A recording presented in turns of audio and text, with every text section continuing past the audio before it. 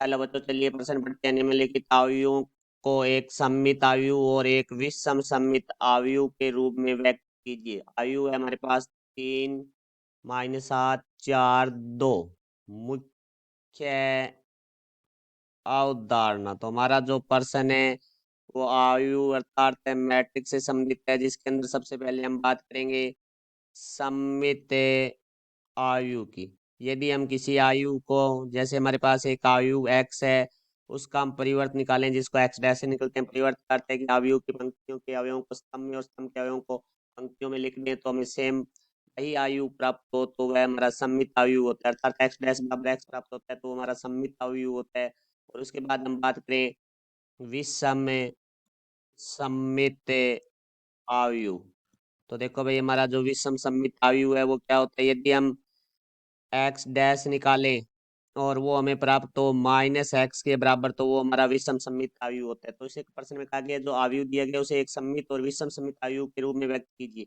चूंकि हम जानते हैं x प्लस x डैश एक सममित आयु है और हमारा जो x माइनस x डैश है वो एक विषम सममित आयु है। तो देखो हमें जो आयु दिया गया है उसको हम एक x प्लस x डैश और x माइनस x डैश के रूप में लिखेंगे, क्योंकि x प्लस x डैश है वो सममित आयु हो जाएगा और x माइनस x डैश है वो हमारा विषम सममित आयु हो जाएगा। तो अब हमें प्रश्न में जो आयु दिया गया है उसको हम a से लिखते हैं, तो a बराबर हमारे पास है आयु जिसके अवयव 3 -7 4 2। अब देखो इसका हम परिवर्त a डैश निकालते हैं, तो यहाँ से देखो भाई ए डैश बराबर हमारे पास आ जाएगा अवयव पंक्ति के अवयवों को स्तंभ में और स्तंभ के अवयवों को पंक्ति में। प्रथम पंक्ति का अवयव 3 -7 है उसको प्रथम स्तंभ में लिख देंगे और दूसरी पंक्ति का अवयव 4 2 है उसको हम दूसरे स्तंभ में लिख देंगे। अब देखो हम यहाँ से मान लेते हैं, मानना P बराबर है A प्लस ए डैश। तो यहाँ से देखो भाई हमारे पास जो A है वो हमारे पास है 3 -7 4 2 प्लस ए डैश है वो हमारे पास है 3 4 -7 2। तो देखो क्योंकि ए प्लस ए डैश है वो सम्मित होता है, इसका अर्थ है कि पी हमारा सम्मित होगा। तो यहाँ से इसका जो जोड़ करते हैं, देखो भाई हमारा जो जोड़ है वो संगत अवयव जुड़ते हैं, तो 3 + 3 -7 प्लस 4 4 प्लस -7 फिर हमारा 2 + 2। तो यहाँ से देखो भाई हमारे पास P बराबर आ गया 3 और 3 6 -7 + 4 -3 प्लस -7 हो जाएगा, तो 4 -7 है वो हमारा हो जाएगा -3 और 2 और 2 हमारा 4 हो जाएगा। तो ये P है वो हमारा एक सममित अवयव है, क्योंकि हमारा जो a प्लस ए डैश है वो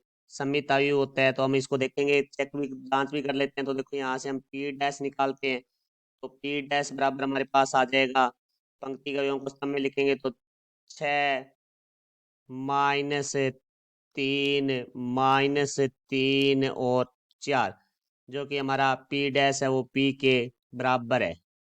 तो अब देखो अब बात करते हैं विषम सममित के लिए, तो यहाँ से हम उसको मान लेते हैं, मानना Q बराबर है A माइनस ए डैश। तो यहाँ से देखो भाई हमारे पास आ जाएगा जो A अवयव है वो लिखते हैं, तो A अवयव हमारे पास है 3 -7 4 2 माइनस ए डैश है हमारे पास 3 -7 4 2। अब देखो इनको हम घटाएंगे तो Q बराबर हमारे पास आ जाएगा 3 -3, क्योंकि संगत अवयव है वो घटेंगे हमारे, तो यहाँ से -7 -4 4 माइनस और माइनस प्लस हो जाएंगे हमारे पास 7 2 -2। तो यहाँ से देखो भाई Q बराबर हमारे पास आ जाएगा 3 -3 0 -7 और -4 -11 4 और 7 11 2 -2 0। तो यहाँ से देखो भाई हम Q डैश निकालते हैं, तो Q डैश है वो हमारे पास आ जाएगा पंक्तियों के अवयवों को स्तंभ में लिखेंगे तो 0 माइनस 11 11 0। देखो यहाँ से हम माइनस उभयनिष्ठ लेंगे तो देखो क्यू डैश बराबर हमारे पास माइनस उभयनिष्ठ लेंगे तो हमारे पास माइनस है, वो सभी अवयवों से उभयनिष्ठ आएगा तो हमारे पास 0 माइनस 11। फिर हमारे पास यहाँ प्राप्त हो जाएगा 11 0 जो कि माइनस क्यू के बराबर है, तो ये इसका अर्थ है कि ये हमारे पास क्यू डैश बराबर आ गया माइनस क्यू। इस समय सममित आयु। तो देखो अब हम इसको दो पर लिख दिया, अब ये एक सममित आयु हो गया और वो विषम सममित। तो देखो ए बराबर हम लिखेंगे 1/2 पी प्लस 1/2 क्यू। तो यहाँ से देखो भाई हमारे पास आ जाएगा 1/2।